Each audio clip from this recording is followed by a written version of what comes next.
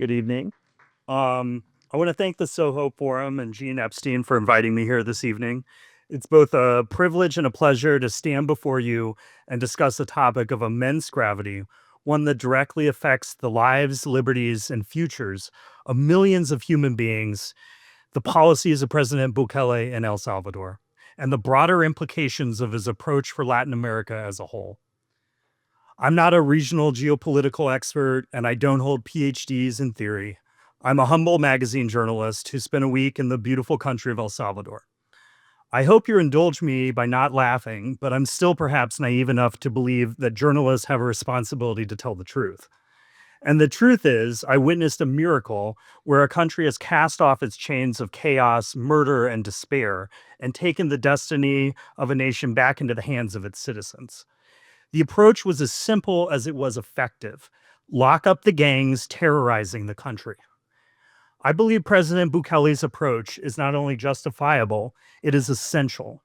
And further, I would argue that the lessons of his governance have profound implications for the entirety of Latin America, a region that for too long has been held hostage by violence, corruption, and criminality. Latin America, for all its cultural riches, natural beauty, and unbounded potential, is home to 8% of the global population, yet accounts for 37% of the world's homicides.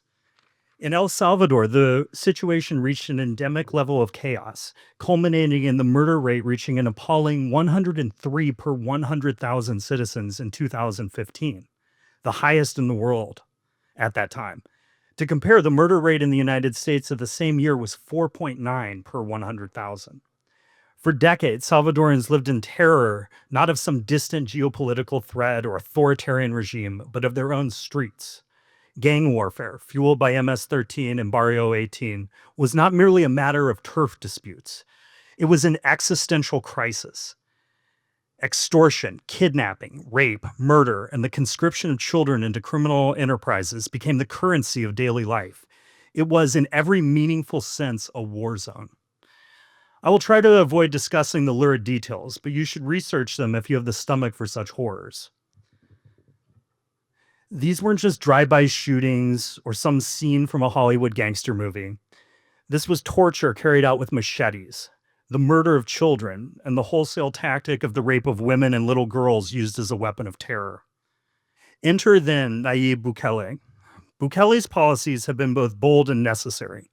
To dismiss them as populist overreach or illiberal excess is not merely wrong-headed, but morally indefensible.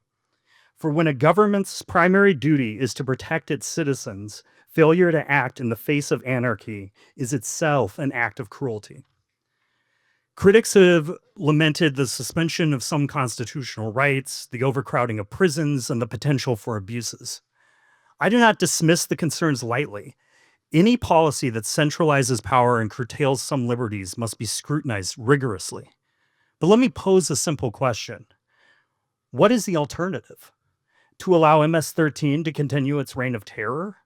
To resign entire communities to the status of hostages, bound by the fear of death for stepping outside the door? Bukele has not only declared war on crime, he has declared war on the fatalism that had paralyzed his nation for decades.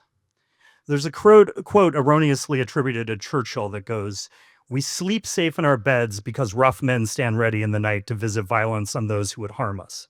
Bukele's policies are not perfect, but they are necessary. The results, ladies and gentlemen, speak for themselves. To his supporters, and I count myself among them, he is a pragmatist, a man who recognizes that the first duty of any government is to protect its citizens. It is his 2022 declaration of a state of exception that has drawn the most attention. Under this policy, Bukele's government detained over 72,000 suspected gang members, dramatically reducing the ability of these organizations to operate. And what of the results?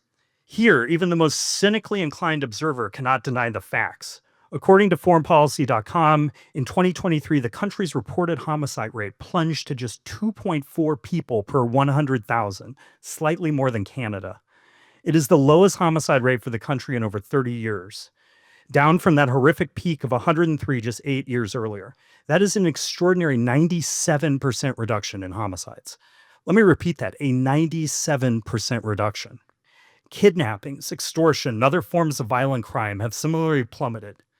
Entire neighborhoods that were once no-go zones are now reclaiming a semblance of normalcy. Families can walk the streets without fear, businesses can operate without paying murderous extortion, and children can imagine futures not bound by gang recruitment or premature death. Additionally, this reduction in violence has created ripple effects throughout society. Businesses are thriving as extortion rackets are dismantled. Tourism, once considered an unthinkable prospect in a country synonymous with danger, has surged.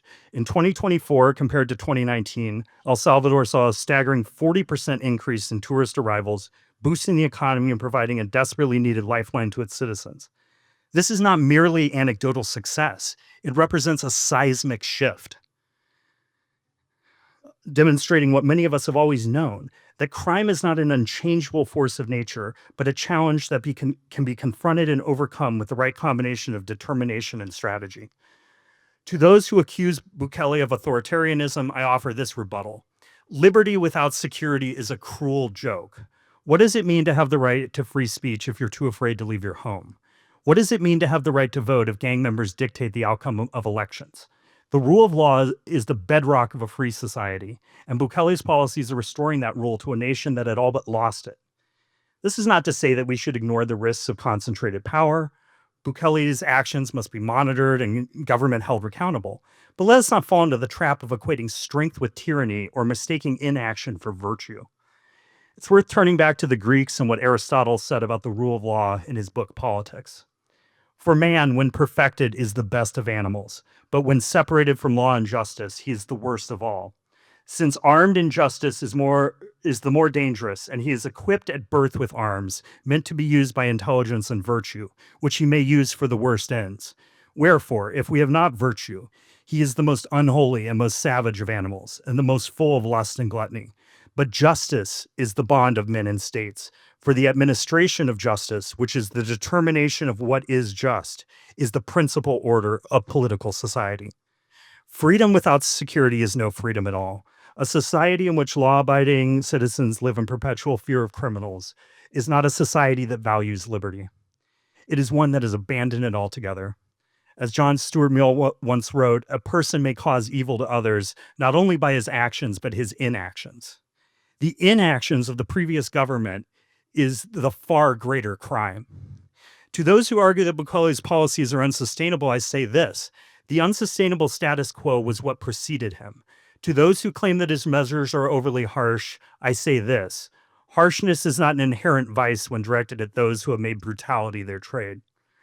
And to those who fear that his methods might embolden autocrats elsewhere, I say this: fear of hypothetical misuses of power is no excuse for failing to confront actual abuses of power by criminal organizations. The implication of Bukele's success extend far beyond El Salvador. Consider for a moment the larger landscape of South America. Countries like Brazil, Colombia, and Venezuela grapple with similarly pervasive issues of violence, organized crime, and state corruption. In Brazil, the homicide rate is approximately 23 per 100,000. Colombia, while improved from its narco state days, still experiences a homicide rate of 26 per 100,000. Venezuela, on the other hand, is a category of its own, plagued by both state-sponsored and criminal violence. It remains one of the most dangerous countries on earth. The lesson to be learned from Bukele's approach is not that repression is the answer, but that decisive action is indispensable. The criminal networks that plague this region thrive on the weakness of institutions. They exploit legal loopholes, bribe officials, and operate with near impunity. Incremental reforms, while important, are inadequate when the enemy operates with the ruthlessness of a cartel or a terrorist gang.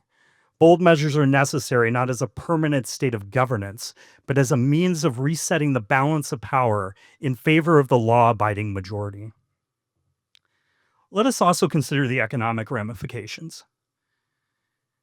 Crime is not merely a moral failure, it's an economic catastrophe. The World Bank estimates that violence costs Latin America roughly 3% of its GDP annually. In El Salvador, that figure was closer to 5%. Reducing crime is not just a matter of saving lives, it's a matter of unlocking economic potential. Businesses that once fled the region are beginning to return. Moreover, the social fabric of a nation cannot be mended in an environment of terror. education, healthcare, and infrastructure development. All these vital aspects of human flourishing require a baseline of security to thrive. Bukele's policies, by restoring order, create the conditions for broader societal progress. What Bukele's example demonstrates is that even in the face of seemingly insurmountable challenges, progress is possible. But it requires courage to confront entrenched interests, to challenge orthodoxy, and to prioritize the safety of the many over the comfort of the few. Latin America's governments must recognize that security is the foundation upon which all other freedoms rest. Without it, there can be no economic growth, no social progress, no justice. The stakes could not be higher. Latin America stands at a crossroads. The challenge before them is not merely one of policy, but of philosophy. Do we believe that human beings have the right to live free from fear? Or do we accept that violence is an inevitable part of life in this region? Do we prioritize the rights of criminals over the rights of their victims? Or do we have the courage to demand accountability? Do we wait for international organizations and think tanks to devise white papers and perfect solutions? Or do we act decisively with the tools at hand? Bukele's policies are not a panacea, nor are they without flaws. But they represent something more valuable than perfection. They represent hope. Hope that the cycle of violence can be broken. Hope that nations long dismissed as failed states can rise again. Hope that the people of Latin America can reclaim their streets, their economies, and their future. History will not remember those who stood by and wrung their hands as their nations burned. It will remember those who acted, took risks, and dared to confront the forces of chaos and disorder. That is the legacy Nayib Bukele is building in El Salvador. It is a legacy that Latin America and indeed the world would do well to emulate. And that, ladies and gentlemen, is a cause worth defending. Thank you.